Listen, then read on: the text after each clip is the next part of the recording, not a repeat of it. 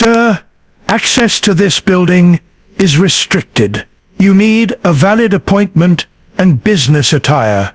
Your name's not on my list, the security guard stated flatly, his eyes flicking dismissively over the older man's simple jacket and worn khakis. Walter Jennings, 71, held up a slightly crumpled printout of an email invitation. I have an appointment, top floor, Veterans Advisory Panel meeting. The guard barely glanced at it. Doesn't matter what that says. You don't meet the building's standards. Step aside. Walter didn't argue, just sighed quietly and moved back from the imposing glass doors of Summit Industries Tower. Waiting patiently near the entrance, he pulled out his old flip phone, scrolling through his limited contacts. Walter Jennings had seen more impressive entrances than the gleaming lobby of Summit Industries. He'd navigated jungle canopy, desert horizons, and the chaotic aftermath of battlefields whose names were now footnotes in classified reports. Command Sergeant Major, retired. That had been his title, earned over 30 years of dedicated service, culminating in roles where his tactical acumen and leadership under fire were legendary within certain circles, though utterly unknown outside them. Now life was quieter. He lived in a modest suburban ranch house, tending his small garden, volunteering at the local veterans center, and finding satisfaction in simple routines. His wife Eleanor had passed 5 years prior, leaving a silence he tried to fill with purposeful activity. Today's purpose was a meeting on the 50th floor of Summit Industries Tower. The company's CEO, a former Army captain named Michael Reynolds, whom Walter had briefly mentored years ago during a joint training exercise, had launched a new veteran outreach and employment initiative. Reynolds had personally invited Walter to be part of an initial advisory panel, valuing his deep understanding of enlisted soldiers' challenges and transitions. Walter wasn't one for corporate environments, but the mission felt important. He dressed neatly, polished shoes, clean khakis, a pressed shirt, and a simple dark windbreaker jacket. Not a suit certainly, but respectable. He'd arrived 10 minutes early, the email invitation printed out just in case his old flip phone couldn't display it properly. He anticipated a smooth entry, a quick check-in, and then the elevator ride to meet Reynolds and the others. He hadn't anticipated Guard Tyler Wilson. Guard Tyler Wilson was young, ambitious, and deeply invested in the perceived importance of his role at the Summit Industries lobby security desk. He liked the crisp uniform, the sense of control, the clear delineation between those who belonged inside the shimmering tower and those who didn't. He adhered strictly to the rules: dress code, pre-registration, valid corporate ID, seeing them as markers of order and prestige. When Walter Jennings approached, Wilson immediately categorized him: outsider, likely lost, possibly a delivery person trying the wrong entrance, or maybe just someone trying to use the lobby restrooms. The simple jacket, the age, the lack of expensive accessories, it all signaled does not belong. "Can I help you?" Wilson asked, his tone a well-practiced blend of forced politeness and underlying suspicion. Walter explained his purpose, presenting the printed email. Wilson waved it away dismissively. "Sir, anyone can print an email. You're not in the system for a visitor badge, and building policy requires business attire for all guests accessing the upper floors. That jacket doesn't qualify.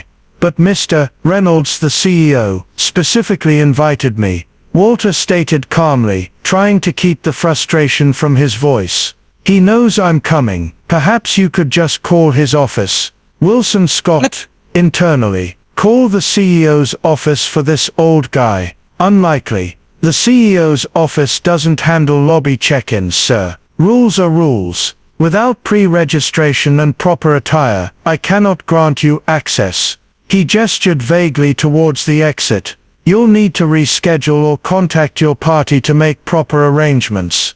Walter looked at the impassive face of the guard, the rigid set of his shoulders. He recognized the type, someone more invested in wielding minor authority than using judgment. Arguing would be pointless. He glanced at his watch. The meeting started in 5 minutes. He tried calling Reynolds' direct extension from his old phone, but it went straight to voicemail. Reynolds was likely already in the pre-meeting briefing. Walter sighed. This wasn't how he'd envisioned the morning starting. He stepped back from the desk, moving near the large potted ferns that decorated the lobby edge, deciding to wait a few moments, hoping Reynolds or his assistant might appear. Wilson watched him go, a self-satisfied smirk flickering across his lips. He'd maintained the standard. He turned back to his monitor, pointedly ignoring the elderly man now standing awkwardly near the lobby entrance, just another piece of unwelcome static in his controlled environment. Walter stood patiently, observing the flow of people through the lobby, men and women in sharp suits carrying leather portfolios, swiping access cards with practiced ease. They moved with an air of purpose and belonging that highlighted his own liminal status, trapped between the street and his destination. He wasn't angry, just weary. He'd faced down far greater obstacles than an overzealous security guard. Still, the casual dismissal stung, the assumption that his appearance automatically disqualified him. He considered his options. He could leave, call Reynolds later, explain the situation. But the initiative felt important, and he'd made a commitment. He ran through his contacts. Reynolds was unreachable. The program coordinator listed on the email was likely already in the meeting room. Then he remembered General Robert Blackwood, retired. His old commanding officer from his final tour, served on Summit Industries' board of directors. Reynolds had mentioned Blackwood might drop into the meeting if his schedule allowed. Blackwood was old school, a man who understood chain of command, but also valued grit over polish. Maybe. Taking out his phone again, Walter scrolled through his limited contacts until he found the private number. He stepped further away from the security desk, shielding the phone slightly as he dialed. It rang 3 times. Blackwood. The voice was as gruff and direct as Walter remembered. General, it's Walter Jennings. There was a brief pause, then recognition. Sergeant Major, good to hear your voice. Everything all right? Mostly, sir, Walter replied quietly. Just a bit of a hiccup, getting into the Summit Tower for Reynolds' veteran panel meeting. Front desk security has some strict rules about jackets, it seems. He kept his tone light, avoiding complaint. Blackwood chuckled dryly. Strict rules, eh? Don't tell me they're holding up the man who practically wrote the field manual on perimeter security. Something like that, sir. I'm sure it'll get sorted. Don't worry about sorting it, Walter. Where are you exactly? Main lobby. Yes, sir. Near the entrance. Stay put. I happen to be finishing another meeting upstairs. Be down in 3 minutes. The line clicked dead. Walter slipped the phone back into his pocket. He hadn't expected the general to intervene personally, but he wasn't entirely surprised either. Blackwood didn't tolerate bureaucratic nonsense, especially when it affected his people. Walter resumed his patient wait, unaware that Guard Wilson had noticed the brief phone call, assuming the old man was fruitlessly calling for backup that would never arrive, reinforcing Wilson's sense of control. Little did he know what was coming. Almost exactly 3 minutes later, the polished doors of the express elevator slid open with a soft chime. General Robert Blackwood strode out, radiating an aura of command that age hadn't diminished. He wore a perfectly tailored dark blue suit that spoke of quiet power, his posture ramrod straight, his keen eyes quickly scanning the lobby. He immediately spotted Walter standing near the plants. Beside the general walked Michael Reynolds, Summit Industries CEO, looking slightly flustered, as if the general had cut their previous conversation short. Walter, Reynolds called out warmly, moving ahead of the general, was wondering where you were. Security said they hadn't checked you in yet. He extended a hand, relief clear on his face. General Blackwood followed his gaze, shifting from Walter to the security desk, his expression hardening as he took in the scene. Walter clearly outside the secure area, Guard Wilson standing stiffly behind his counter. Having trouble, Sergeant Major. Blackwood asked, his voice deceptively mild as he reached Walter, bypassing Reynolds' handshake for a moment to clasp Walter's shoulder in a firm, familiar gesture. "Just a misunderstanding about the dress code, General," Walter replied evenly, nodding towards Wilson. Reynolds looked confused. "Dress code? Walter, you look fine. I told security to expect you." He turned towards the desk. "Wilson, what's the problem here?" "This is Walter Jennings, my guest for the advisory panel." Guard Wilson suddenly looked less confident. The arrival of the CEO and a distinguished authoritative figure he didn't recognize, both clearly familiar with the old man he'd dismissed, sent a jolt of anxiety through him. "Sir," Wilson stammered, addressing Reynolds but acutely aware of the general's unwavering stare. "Building policy dictates business attire for access above the lobby. Mr. Jennings' jacket, and he wasn't pre-registered in the visitor system." General Blackwood stepped forward, positioning himself directly in front of the security desk. He looked down at Wilson, not angrily, but with a penetrating intensity that was far more intimidating. "Building policy," Blackwood repeated softly, the words clipped. His next words would change everything.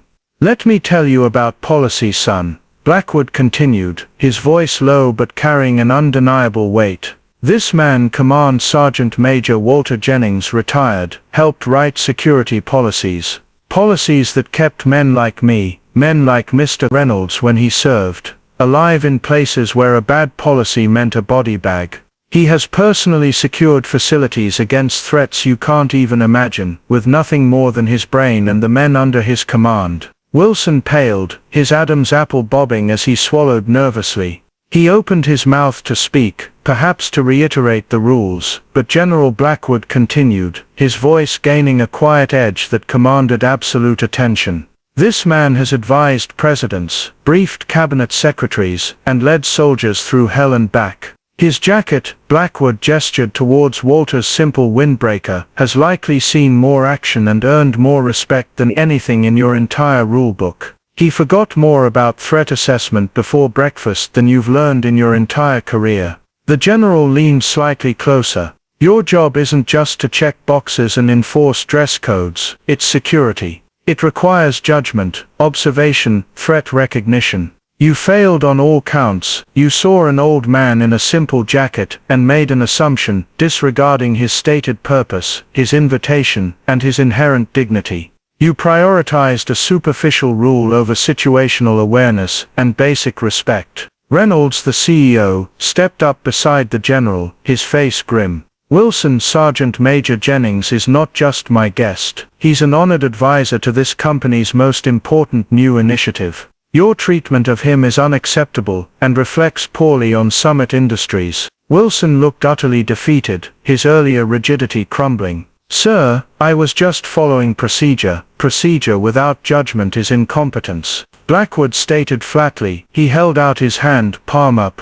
"Your security credentials, your badge, now." Wilson stared at the outstretched hand, then down at the clip-on badge on his uniform shirt, his face flushing with humiliation. Slowly, mechanically, his fingers fumbled with the clip. The click as he detached it echoed in the suddenly silent lobby. He placed the plastic ID badge into the general's waiting hand. "You are relieved of duty pending a full review of this incident, and your suitability for this position," Blackwood said curtly. He didn't raise his voice, but the finality was absolute. He pocketed the badge without another glance at the now former guard. Then he turned back to Walter, his expression softening immediately. "Sergeant Major, please accept our sincere apologies for this disgraceful welcome. Shall we proceed upstairs? The panel is waiting, and frankly, they need your guidance more than ever." Reynolds quickly added his own apologies, guiding Walter towards the now open security barrier, leaving Wilson standing alone and stripped of his authority behind the desk as other security personnel cautiously approached. The ride up the express elevator was quiet but charged. General Blackwood and CEO Reynolds offered further apologies, which Walter accepted with a quiet nod, making it clear he preferred to focus on the meeting ahead. When they arrived on the 50th floor, the other panel members, a mix of veterans and corporate leaders, greeted Walter with warmth and respect, Reynolds having clearly briefed them on Walter's background beforehand.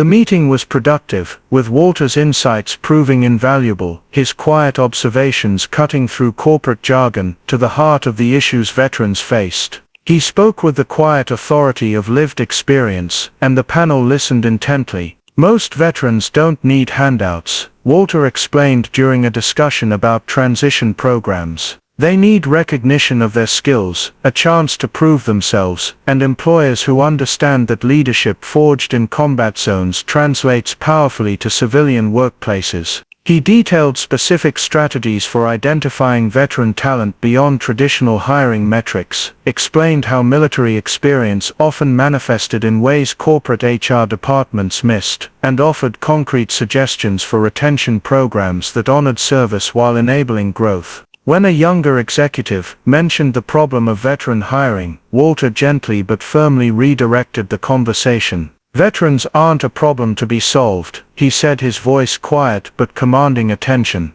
"They're an asset to be leveraged. The real problem is systems that don't recognize what they bring to the table." By the end of the 3-hour session, the team had outlined a comprehensive program that would genuinely serve veterans while strengthening Summit Industries' workforce. The executives were visibly impressed, with several taking copious notes and asking thoughtful follow-up questions. As the meeting concluded, Reynolds looked around the table, his expression serious. "I want to thank everyone, especially Mr. Jennings, for their contributions today. What we've outlined isn't just a veterans initiative, it's a blueprint for how Summit Industries will identify and cultivate talent moving forward. Excellence and character don't always come in the packages we expect." He glanced meaningfully at Walter. "Sometimes our most valuable assets are the ones we almost turn away at the door." Several executives nodded, the morning's incident having clearly made its way through the building's rumor mill.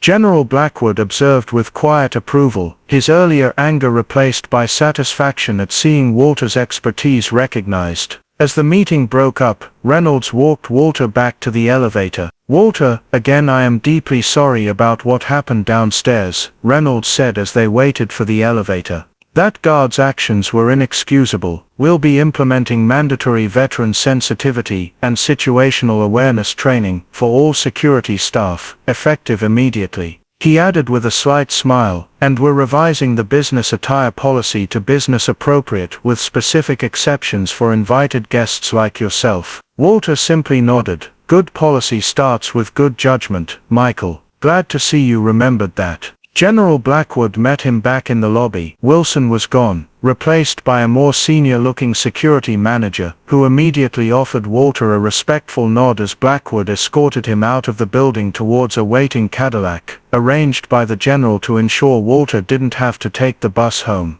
Blackwood clapped him on the shoulder again. "Some habits die hard, Sergeant Major." Still securing the perimeter, even in retirement, Walter allowed himself a small smile. "Just trying to get to the meeting, sir." The story of the incident spread quickly within Summit Industries. Guard Wilson was ultimately reassigned to a position with no public contact after completing extensive retraining. The Jennings rule became informal shorthand among employees for treating all visitors with respect regardless of appearance. CEO Reynolds used the incident as a case study in leadership meetings, emphasizing that true security and corporate strength came from valuing people and judgment, not just enforcing arbitrary rules. Walter Jennings continued his quiet life, tending his garden, volunteering. He occasionally advised the Summit Industries panel, always treated with the utmost respect upon arrival. He never sought the spotlight, never boasted about his past, but the incident served as a potent reminder, both within the Gleaming Tower and beyond. Never assume you know someone's story based on their clothes.